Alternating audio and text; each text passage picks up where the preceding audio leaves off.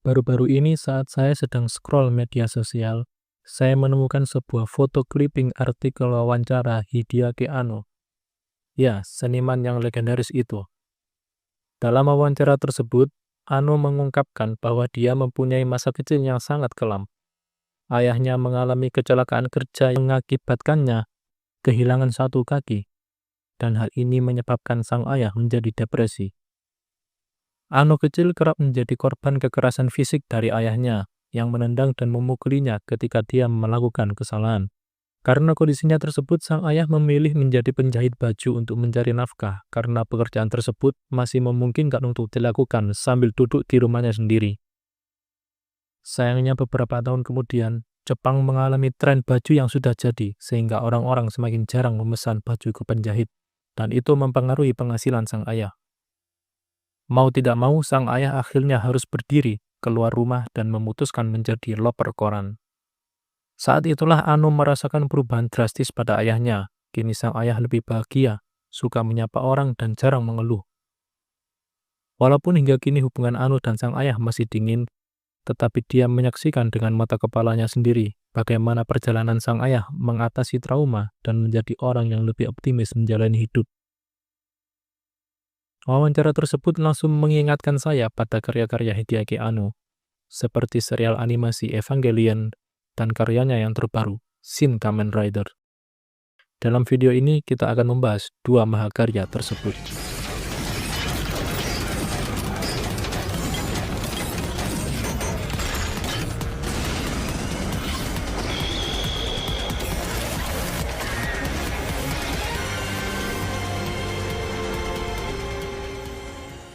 Evangelion dan Shin Kamen Rider memiliki banyak kesamaan yang menarik untuk ditelusuri.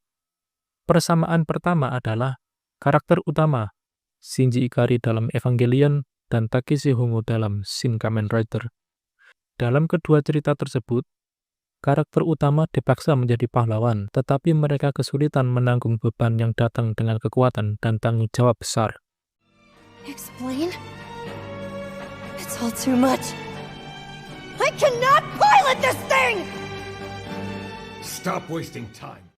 いや、体が勝手に動いてた。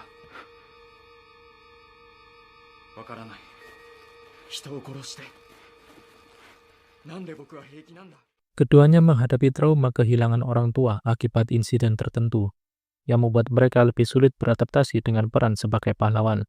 写真とかないの?残ってはいない。この墓もただの飾りだ。遺体はない。お前の経歴を調べた。父親は殉職した警察官だったんだな。 Selain itu, kedua cerita juga menampilkan karakter wanita yang merupakan hasil rekayasa genetik. Rei Ayanami dalam Evangelion dan Ruriko Midorikawa dalam Shin Kamen Rider. Awalnya kedua karakter tampak tidak memiliki emosi. Bahkan ada satu titik di mana mereka terasa seperti bukan manusia. Then you are a robot, just like I thought! You're an unthinking, emotionless puppet, I hate you! 先生を、緑川博士を助けられなかった。気にしないで。私も気にしない。 Namun seiring berjalannya waktu, mereka mulai belajar menjadi manusia, merasakan emosi dan perasaan lain yang biasanya dirasakan oleh manusia pada umumnya. I kind of cleaned up. It was just trash, right? Thank you. まさかこのためにサソリオ語を教習したの? Kedua cerita juga memperkenalkan tokoh pendukung yang memiliki sifat yang lebih ceria dan bersemangat untuk menjadi pahlawan.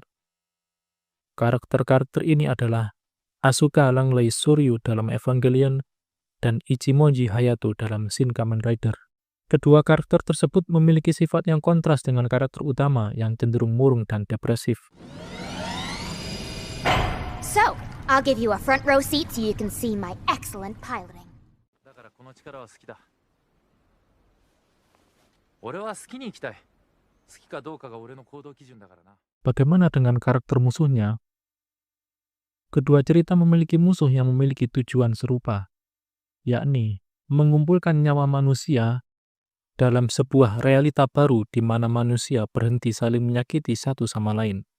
Dalam Evangelion, Gendo Ikari berusaha mewujudkan proyek human instrumentality, sementara dalam Shin Kamen Rider, Ichiro Midorikawa berusaha menciptakan proyek alam habitat yang memiliki tujuan serupa. Ini adalah dramatisasi dari Hedgehog Dilemma. Hedgehog Dilemma adalah konsep psikologis yang pertama kali diperkenalkan oleh filsuf Arthur Schopenhauer. Dalam analogi ini, landak-landak ingin berdekatan satu sama lain untuk merasakan kehangatan tubuh sesama landak saat cuaca dingin. Namun, mereka harus menjaga jarak karena jika mereka terlalu dekat, mereka akan melukai satu sama lain dengan duri-duri mereka. Sebagai akibatnya, mereka mengalami konflik internal atau dilema antara ingin dekat dengan sesama dan ketakutan akan melukai atau terluka. Dalam konteks manusia, Hedgehog Dilemma merujuk pada konflik yang muncul saat seseorang ingin membangun hubungan yang dekat dan intim dengan orang lain, tetapi juga ada rasa takut untuk melibatkan diri terlalu dalam karena risiko terluka atau disakiti. Nah, konsep human instrumental ataupun alam habitat ini adalah sebuah alternatif yang dikemukakan oleh para musuh di Evangelion dan Shin Kamen Rider. Dalam realita tersebut, manusia tidak perlu lagi khawatir saling menyakiti satu sama lain, karena seluruh jiwa atau arwah mereka sudah menjadi satu. Ini tentu saja adalah utopia, alias sesuatu yang tidak mungkin terjadi. Karena itulah baik Shinji maupun Hongo menolak ide ini. Dalam ending Evangelion, Shinji Ikari akhirnya memutuskan untuk keluar dari alam instrumental dan kembali menjalani hidup dan berinteraksi dengan orang-orang terdekatnya. Begitu pula dengan Hongo yang menghancurkan proyek alam habitat.